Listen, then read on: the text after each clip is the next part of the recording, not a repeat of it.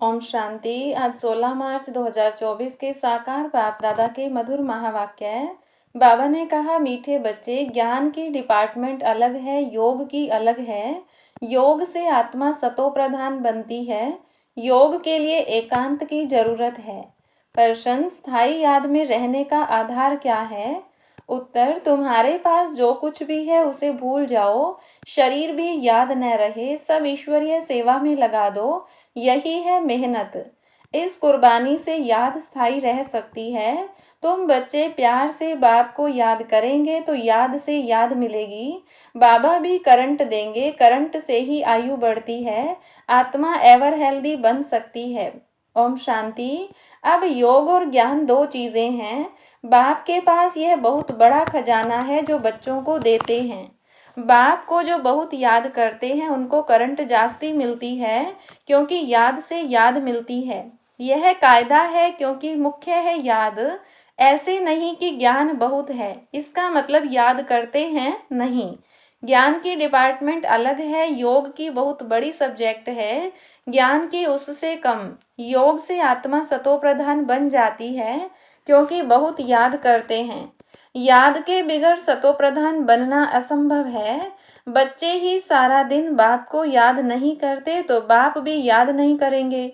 बच्चे अच्छी रीति याद करते हैं तो बाप की भी याद से याद मिलती है। बाप को खींचते हैं, यह भी बना बनाया खेल है जिसको अच्छी रीति समझना है। याद के लिए बहुत एकांत भी चाहिए। पिछाड़ी में आने वाले जो उच्च पद पाते हैं उसका आधार भी याद है। उन्हें याद बहुत रहती है। याद से याद मिलती है। जब बच्चे बहुत याद करते हैं तो बाप भी बहुत याद करते हैं। वह कशिश करते हैं, कहते हैं ना, बाबा रहम करो, कृपा करो। इसमें भी चाहिए याद। अच्छी तरह याद करेंगे तो ऑटोमेटिकली वह कशिश होगी, करंट मिलेगी। आत्मा को अंदर आता है कि मैं बाबा को याद करती हूँ, तो वह याद एकदम भरपूर कर देती है। ज्ञान है धन, याद से फिर याद मिलती है, जिससे हेल्दी बन जाते हैं, पवित्र बन जाते हैं। इतनी ताकत है जो सारे विश्व को पवित्र बना देते हैं, इसलिए बुलाते हैं, बाबा आकर पतितों को पावन बनाओ। मनुष्य तो कुछ नहीं जानते, ऐसे ही रड़ियां मारते और समय वेस्ट करते रहते हैं, बाप को जानते नहीं। नोंदा भक्ति बल करते हैं, शिव के मंदिर में जाकर काशी कलवट खाते हैं, मिलता कुछ भी नहीं, फिर भी विक्रम बनने शुरू हो जाते हैं। माया झट फंसा देती है, प्राप्ति कुछ भी नहीं। अब तुम जानते हो पतित पावन बाप है, उन पर कुर्बान जाना चाहिए। वह समझते हैं शिव शंकर एक है, यह भी अज्ञान है। यहाँ बाबा बार बार कहते हैं, मन मना भव, मुझे याद करो तो तुम पवित्र बन जाएंगे। तुम काल पर जीत पाते हो, इसमें तुम जितनी कोशिश करेंगे तो माया भी विघ्न डालेगी, क्योंकि माया समझती है यह बाप को याद करेंगे तो मुझे छोड़ देंगे, क्योंकि जब तुम मेरे बनते हो तो सब कुछ छोड़ना पड़े। मित्र संबंधी धन आदि कुछ भी याद न आए। एक कथा है, लाठी भी छोड़ो। सब चीजें छुड़ाते हैं, परंतु यह कभी नहीं कहते कि शरीर को भी याद नहीं करो। बाप कहते हैं यह शरीर तो पुराना है, इसे भी भूलो। भक्ति मार्ग की बातें भी छोड़ दो, एकदम सब कुछ भूल जाओ, अथवा जो कुछ है काम में लगा दो, तब ही याद टिकेगी। अगर उच्च पद पाना है तो बहुत मेहनत चाहिए, शरीर भी याद न रहे। अशरीरी आए थे, अशरीरी होकर जाना है। बाप बच्चों को पढ़ाते हैं, इनको कोई तमन्ना नहीं है, यह तो सर्विस करते हैं। बाप में ही तो ज्ञान है ना। यह बाप और बच्चे का खेल है इकट्ठा। बच्चे भी याद करते हैं, फिर बाप बैठ सर्च लाइट देते हैं। कोई बहुत खींचते हैं तो बाप बैठ लाइट देते हैं, बहुत नहीं खींचते हैं तो यह बाबा बैठ बाप को याद करते हैं। कोई समय किसको करंट देनी होती है तो नींद पिट जाती है, यह फुरना लग जाता है कि फलाने को करंट देनी है। पढ़ाई से आयु नहीं बढ़ेगी, करंट से आयु बढ़ती है, एवर हेल्दी बनते हैं। दुनिया में किसकी आयु 125-150 वर्ष भी होती है तो जरूर हेल्दी होंगे, भक्ति भी बहुत करते होंगे। भक्ति में भी कुछ फायदा है, नुकसान नहीं। जो भक्ति भी नहीं करते उनके मैनर्स भी अच्छे नहीं होते। भक्ति में भगवान में विश्वास रहता है। धंधे में झूठ पाप नहीं करेंगे, क्रोध नहीं आएगा। भक्तों की भी महिमा है। मनुष्यों को यह मालूम नहीं है कि भक्ति कब शुरू हुई। ज्ञान का तो पता नहीं पड़ता, भक्ति भी पावरफुल होती जाती है। फिर भी जब ज्ञान का प्रभाव हो जाता है तो फिर भक्ति बिल्कुल छूट जाती है।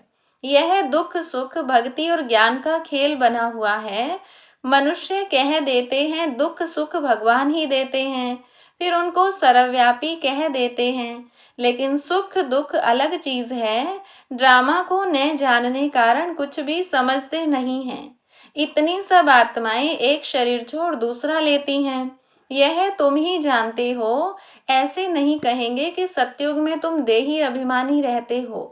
यह तो अब बाप सिखलाते हैं, ऐसे देही अभिमानी बनो। अपने को आत्मा समझ बाप को याद करना है, पवित्र बनना है। वहां तो है ही पवित्र सुख धाम। सुख में कोई याद नहीं करते, भगवान को याद करते हैं दुख में। देखो ड्रामा कितना वंडरफुल है, जिसको तुम ही नंबरवार जानते हो। यह जो पॉइंट्स लिखते हैं वह भी भाषण के समय रिवाइज करने के लिए।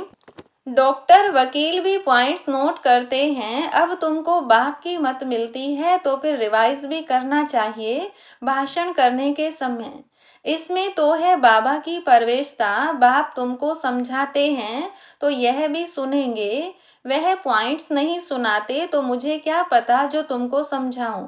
बाप कहते हैं यह बहुत जन्मों के अंत का जन्म है। ब्रह्मा और विष्णु का चित्र भी है। तुम राजाई में चलते हो सिर्फ नंबरवार। जितना याद करते हैं धारणा करते हैं उतना पद पाते हैं। बाप कहते हैं गुह्य ते गुह्य बातें सुनाता हूँ, तुम नई नई पॉइंट्स नोट करो, पुरानी काम में नहीं आएंगी। भाषण के बाद फिर याद आएगा कि यह पॉइंट्स अगर समझाते तो बुद्धि में ठीक बैठ जाती। तुम सब ज्ञान के स्पीकर हो, परंतु नंबरवार। सबसे अच्छे महारथी हैं। बाबा की बात अलग है। यह बाप दादा दोनों इकट्ठे हैं। मम्मा सबसे अच्छा समझाती थी। बच्चे संपूर्ण मम्मा का साक्षात्कार भी करते थे। कहाँ जरूरी होता था तो बाबा भी प्रवेश करके अपना काम कर लेता था। यह सब समझने की बातें हैं।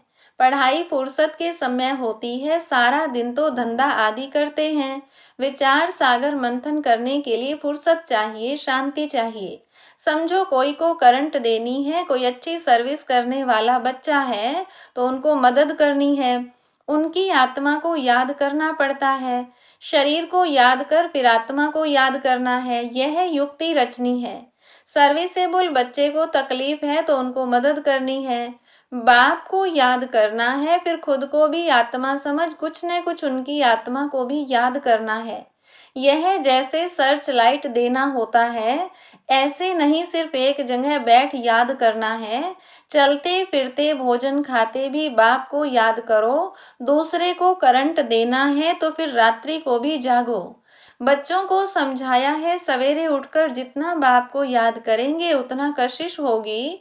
बाबा भी लाइट देंगे। बाबा का यही धंधा है बच्चों को सर्च लाइट देने का। जब बहुत सर्च लाइट देनी होती है तो भी बाप को बहुत याद करते हैं तो बाप भी सर्च लाइट देते हैं। आत्मा को याद कर सर्च लाइट देनी होती है। यह बाबा भी सर्च लाइट देते हैं। फिर इसको कृपा कहो, आशीर्वाद कहो, कुछ भी कहो। सर्विसेबल बीमार होगा तो तरस पड़ेगा। रात को जाग कर भी उनकी आत्मा को याद करेंगे क्योंकि उनको पावर की दरकार है। याद करते हैं तो उनको रिटर्न में याद मिलती है। बाप का लव बच्चों पर जास्ती है, फिर उनको भी याद पहुंचती है। बाकी ज्ञान तो सहज है, उसमें माया के विघ्न नहीं पड़ते हैं। मुख्य है याद, इसमें विघ्न पड़ते हैं। याद से बुद्धि सोने का बर्तन बन जाती है जिसमें धारणा होती है। कहावत है शेरनी का दूध सोने के बर्तन में ठहरता है। इस बाप के ज्ञान धन के लिए भी सोने का बर्तन चाहिए। वह तब होगा जब याद की यात्रा में रहेंगे। याद नहीं करेंगे तो धारणा नहीं होगी। ऐसे मत समझो कि बाप अंतर्यामी है। कुछ बोला और हुआ, यह तो भक्ति मार्ग में होता है। बच्चा हुआ तो कहेंगे गुरु की कृपा है, अगर नहीं हुआ तो कहेंगे ईश्वर की भावी। रात दिन का फर्क है। तुम बच्चों को ड्रामा का राज तो बाप ने अच्छी रीति समझाया है। तुम भी पहले नहीं जानते थे, यह है तुम्हारा मर्जीवा जन्म। अभी तुम जानते हो हम देवता बन रहे हैं। तुम इस टॉपिक पर समझा सकते हो कि यह लक्ष्मी नारायण को राज्य कैसे मिला, फिर कैसे गंवाया। सारी हिस्ट्री ज्योग्राफी हम आपको समझाएंगे। यह ब्रह्मा भी कहते हैं हम लक्ष्मी नारायण की पूजा करते थे, गीता पढ़ते थे। बाबा ने जब प्रवेश किया तो सब कुछ छोड़ दिया। साक्षात्कार हुआ, बाबा ने कहा मुझे याद करो तो विक्रम विनाश होंगे। इसमें गीता आदि पढ़ने की बात नहीं। बाप इनमें बैठा है, सब कुछ छुड़ा दिया। कभी शिव का दर्शन करने मंदिर में नहीं गए। भक्ति की बातें एकदम उड़ गई। यह नॉलेज बुद्धि में आ गई। रचता और रचना के आदि मध्य अंत की। बाप को जानने से तुम सब कुछ जान जाते हो। तुम वंडरफुल टॉपिक्स लिखो जो मनुष्य वंडर खाएं, भागे सुनने के लिए। मंदिर में जाकर कोई से भी पूछो, जब यह लक्ष्मी नारायण विश्व के मालिक थे तो और कोई धर्म नहीं था, भारत ही था। फिर तुम सतयुग को लाखों वर्ष कैसे कह देते हो, जबकि कहते हैं क्राइस्ट से 3000 वर्ष पहले पैराडाइज था। फिर लाखों वर्ष कैसे हुए? लाखों वर्ष में तो ढेरों के ढेर मच्छरों सदृश्य हो जाएं। थोड़ी भी बात सुनाओ तो वंडर खाएंगे।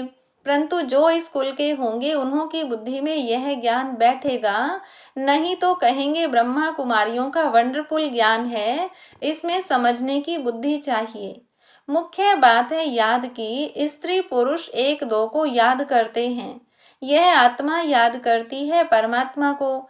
इस समय सब रोगी हैं, अब निरोगी बनना है। यह टॉपिक भी रखो। बोलो आप जो घड़ी घड़ी बीमार पड़ते हो, तो हम आपको ऐसी संजीवनी बूटी देंगे जो तुम कभी बीमार नहीं पड़ेंगे, अगर हमारी दवाई अच्छी तरह काम में लाएंगे तो। कितनी सस्ती दवाई है। 21 पीढ़ी सतयुग त्रेता तक बीमार नहीं होंगे, वह है ही स्वर्ग। ऐसी ऐसी पॉइंट नोट कर लिखो। तुम सब सर्जनों से भी बड़ा अविनाशी सर्जन तुम्हें ऐसी दवाई देंगे जो तुम भविष्य 21 जन्म के लिए कभी बीमार नहीं पड़ेंगे। अभी है संगम। ऐसी बातें सुनकर मनुष्य खुश होंगे। भगवान भी कहते हैं मैं अविनाशी सर्जन हूँ। याद भी करते हैं हे पतित पावन, अविनाशी सर्जन आओ, अब मैं आया हूँ। तुम सबको समझाते रहो, अंत में आखिरीन सब समझेंगे जरूर। बाबा युक्तियां बताते रहते हैं। अच्छा, मीठे मीठे सिकिलधे बच्चों प्रति माता पिता बाप दादा का याद प्यार और गुड मॉर्निंग। रूहानी बाप की रूहानी बच्चों को नमस्ते। रूहानी बच्चों की रूहानी बाप दादा को नमस्ते। धारणा के लिए मुख्य सार। पहली पॉइंट, बाप से सर्च लाइट लेने के लिए सवेरे सवेरे उठ बाप की याद में बैठना है। रात्रि को जागकर एक दो को करंट दे, मददगार बनना है। दूसरी पॉइंट, अपना सब कुछ ईश्वरीय सेवा में सफल कर इस पुराने शरीर को भी भूल बाप की याद में रहना है, पूरा कुर्बान जाना है, देही अभिमानी रहने की मेहनत करनी है। वरदान, स्वदर्शन चक्र द्वारा माया के सब चक्रों को समाप्त करने वाले माया जीत भव। अपने आप को जानना अर्थात स्व का दर्शन होना और चक्र का ज्ञान जानना अर्थात स्वदर्शन चक्रधारी बनना। जब स्वदर्शन चक्रधारी बनते हो तो अनेक माया के चक्र स्वतः समाप्त हो जाते हैं। देह भान का चक्र, संबंध का चक्र, समस्याओं का चक्र, माया के अनेक चक्र हैं। 63 जन्म इन्हीं अनेक चक्रों में फंसते रहे। अब स्वदर्शन चक्रधारी बनने से माया जीत बन गए। स्वदर्शन चक्रधारी बनना अर्थात ज्ञान योग के पंखों से उड़ती कला में जाना। स्लोगन है, विदेही स्थिति में रहो तो परिस्थितियां सहज पार हो जाएंगी। अच्छा, ओम शांति।